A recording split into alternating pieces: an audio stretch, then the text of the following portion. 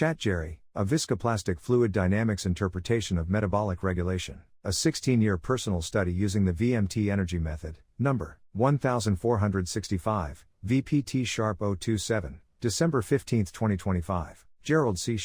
EclaireMD Foundation. Category: Metabolism and Fluid Dynamics. Preface: I first studied fluid mechanics when I was 19 years old in Taiwan. Later, I came to the United States and studied mechanical engineering and computer science at the University of Iowa, followed by a master's degree in biomechanics. I then pursued doctoral studies at MIT in ocean engineering, focusing on dynamic plastic behavior in mechanical and structural systems. I also studied various engineering subjects at Columbia University and UC Berkeley. Over the past 16 years, I have applied these engineering concepts to medical research, especially chronic diseases. Using viscoplastic principles, I have written more than 800 medical research papers. Until now, most of my biomedical studies were based on a solid mechanics viewpoint. In this paper, I make my first attempt to study metabolism from a fluid dynamics perspective. I believe this shift helps explain how metabolism actually behaves in real life, especially during recovery. Why think about metabolism as a fluid? Traditional metabolic research often treats the body like a solid object. This approach focuses on irreversible damage, such as beta cell failure,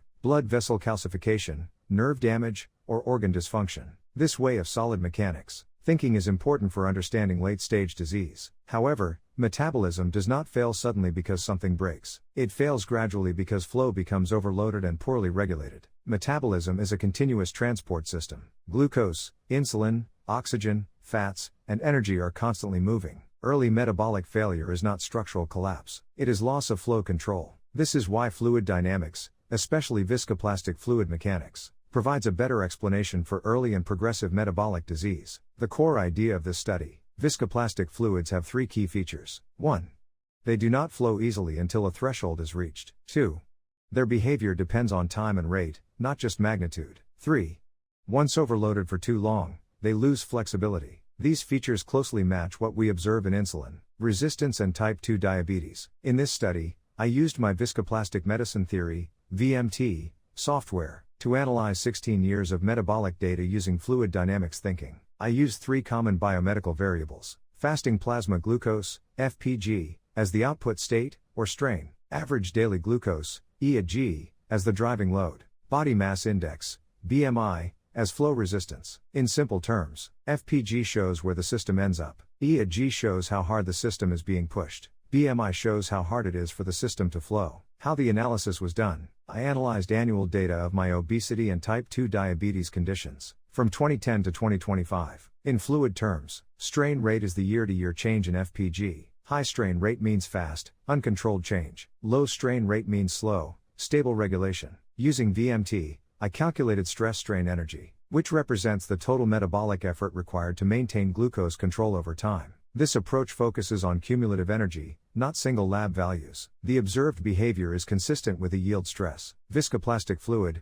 without assuming any specific constitutive equation. What the results showed: from 2010 to 2012, my FPG levels were extremely high, between about 180 and 220 mg/dl. During this period, both glucose load and body weight were high. The strain rate was very large, meaning glucose levels were changing rapidly. This period of from 2010 to 2012 was a high shear, high resistance phase. More than 80% of total metabolic energy was consumed during these early years. In fluid terms, the system was jammed. It required enormous effort just to keep moving. Around 2013, a clear transition occurred. The strain rate dropped sharply, stress levels decreased, and energy dissipation fell dramatically. This marked a yield transition. The system shifted from forced flow to regulated flow. From 2016 onward, FPG stabilized near normal levels. Strain rate became very small. Annual energy contribution dropped to less than 1%. After 2016, my metabolic system entered a laminar flow state, meaning smooth, steady movement with minimal resistance and energy loss. Why both weight and glucose matter? When I separated the energy contributions, the results were clear. About 53% came from glucose load,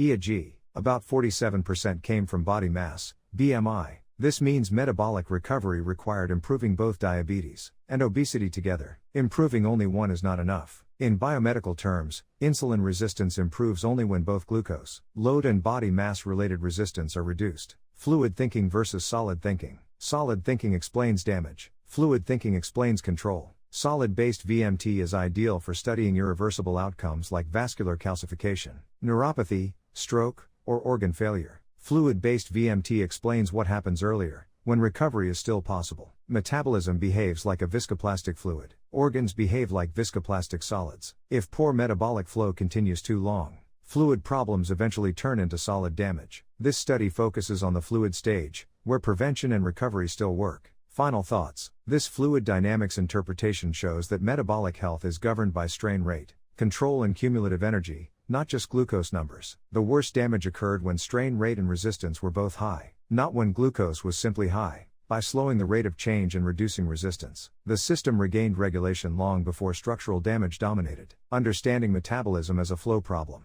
helps explain why timing matters so much. Early action restores flow. Late action must repair damage. Disclaimer: I write this paper not for fame, but to share what I have learned so others can understand their health, prevent disease, and live longer, healthier lives. This content is provided for educational reference only, and does not constitute medical advice. No doctor-patient relationship is created. You may share this article freely, but it must not be altered, edited, or republished as your own. All intellectual property rights and copyrights for this article, and its related materials belong to the author, Gerald C.